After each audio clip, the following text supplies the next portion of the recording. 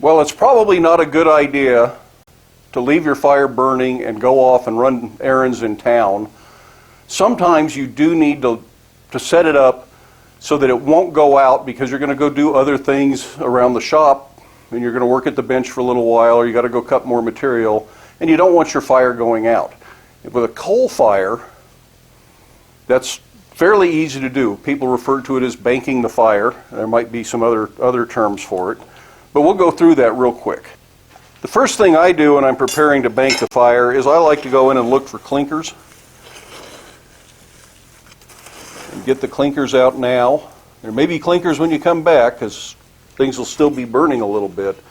But if you can get this out of here now, it's just easier on you.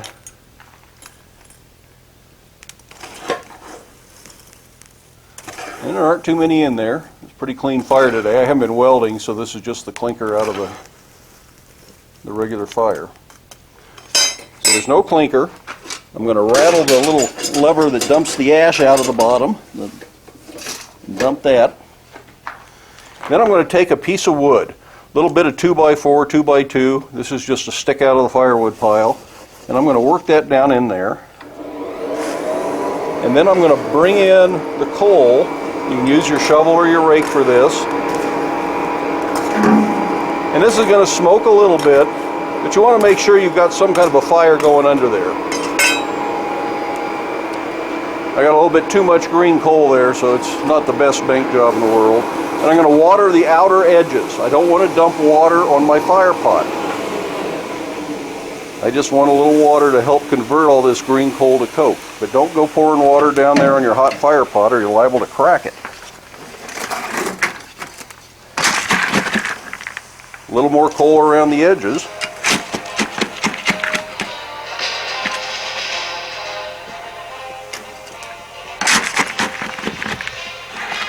That would be my phone ringing there.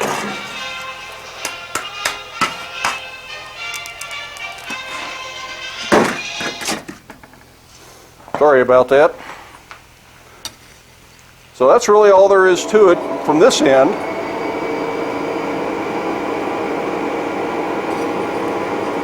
And I can tell I've got a good fire going down there, so I'm pretty happy with that.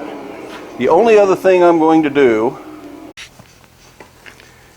here we're looking under the forge. This is the bottom of the fire pot where the blower comes in. And this is the ash dump where we can dump ashes out that I've already dumped. But I want to let a little air in here while we're not paying attention. I just want to put my fire rake in there, prop that open just a little bit.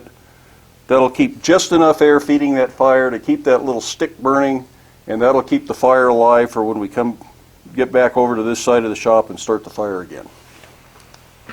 Now, while I really should never recommend abandoning or walking away from your forge fire while there's a fire going in it, most blacksmiths will. This is what they do when they go to lunch. I wouldn't go very far, just in case there's a problem. You might be aware of it a little bit sooner if you stay close. But because I have a proper forge, it's not near any combustibles. Even if the bottom were to fall out of this fire's not going anywhere in the shop. It's a dirt floor. If your situation is such that it wouldn't be safe to leave this, don't leave it. But I'm going to bank the fire, I'm going to go have lunch, I'm going to come back, I'll be able to flip that switch on the blower and get right back to work.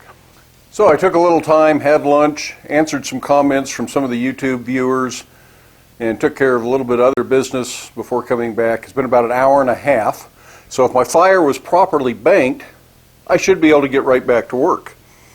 There's definitely a little bit of smoke and steam still coming off the top. There's some heat. A lot of this green coal that I piled up will now be coke. So that's going to give me good fuel to work with when I get started. So I'm going to take the poker out and shut that ash dump, and let's see what happens.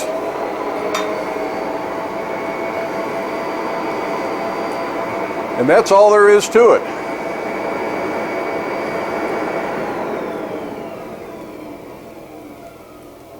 That is the advantage of properly banking your fire if you're going to leave it for a while. Again, it's not a good idea to leave a fire unattended and leave the shop and go off and do other things. You're taking a chance if you do that. So I'm going to say, don't do as I do as I say. But it's up to you in the long run. and I feel safe doing it in my shop. But if you're just working in the shop on other things and you're going to need the fire again in an hour, this is a good way to guarantee that it'll still be there when you need it.